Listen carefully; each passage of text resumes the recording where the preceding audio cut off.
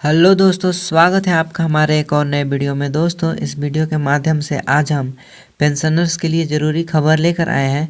दोस्तों, 2025 से नया नियम लागू होने वाले हैं तथा जो पेंशनर्स ये काम नहीं करवाया तो उन्हें पेंशन बंद होने की कगार में गुजरना पड़ सकेगा। तो दोस्तों, ये काम आप जल्द से करवा लें। आप कैसे करवा सकते हैं इसके बारे में आगे हम आपको विस्तार से जानकारी देंगे, तो आप हमारे वीडियो पर बने रहें। दोस्तों, केंद्र सरकार ने हाल ही में सरकारी कर्मचारियों के लिए एक नई पेंशन योजना की घोषणा की है।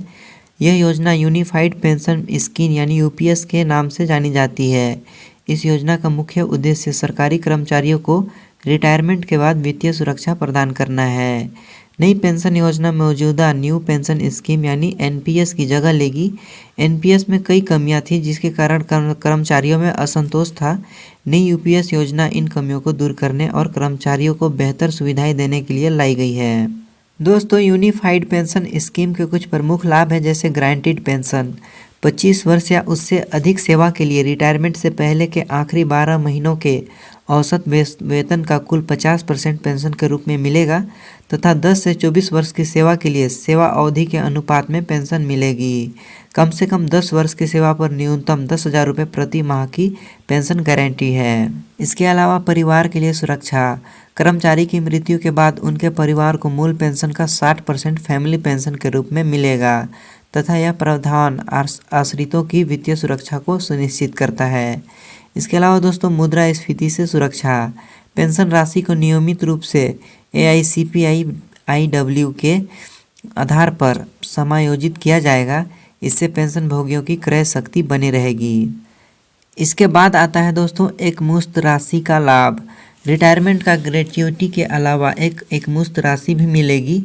यह राशि सेवा के हर पूरे 6 महीने के लिए अंतिम मासिक वेतन के 1 से 10वें हिस्से के बराबर होगी तथा एनपीएस और यूपीएस में कुछ अंतर है, जैसे नियोक्ता का योगदान। यूपीएस में नियोक्ता वेतन का कुल 18.5% योगदान रहेगा तथा एनपीएस में नियोक्ता मूल वेतन का 14% के रूप में योगदान रहेगा। पेंशन राशि यूपीएस में 25 वर्ष की सेवा पर आखिरी वेतन का 50% गारंटी है। वहीं एनपीएस कोई गारंटीड राशि नहीं थी, निवेश पर रिटर्न पर निर्भर करती थी। इसके बाद आता है दोस्तों न्यूनतम पेंशन। यूपीएस में कम से कम 10 वर्ष की सेवा पर आपको 10,000 रुपये प्रति माह गारंटीड पेंशन मिलेगी। वहीं एनपीएस में कोई न्यूनतम गारंटी नहीं थी। मुद्रास्फीति सुरक्षा, यूपीएस में AICPI-IW के आधार पर नियमित समायोजन होगा। वहीं एनपीएस में कोई स्वचालित समावेजन नहीं थी। दोस्तों, यूपीएस के लिए कुछ पात्रता है, जैसे योजना सभी केंद्र सरकारी के कर्मचारियों के लिए लागू होगी। यह 1 अप्रैल 2025 से यह योजना प्रभावी होगी। 2004 से एनपीएस के तहत रिटायर हुए कर्मचारी को भी इसका लाभ मिलेगा।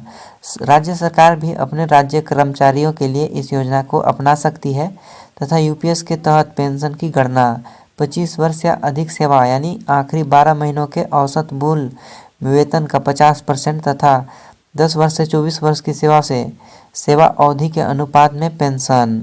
दोस्तों, यूपीएस के लिए आवेदन प्रक्रिया, पहला है रिटायरमेंट से कम 6 महीने पहले फॉर्म 6A जमा करें। दूसरा, परिवार के सदस्यों का अपडेशन विवरण दें। तीसरा, ऑनलाइन पोर्टल पर आवेदन करें। चौथा, सभी आवश्यक दस्तावेज अपलोड करें। पांचवा, विभाग द्वारा सत्यापन के बाद पेंशन मंजूर की जाएगी। दोस्तों, आज की वीडियो में इतना ही। मिलते हैं किसी और वीडियो के साथ, तब तक के लिए आप हमारे चैनल को सब्सक्राइब कर लीजिए।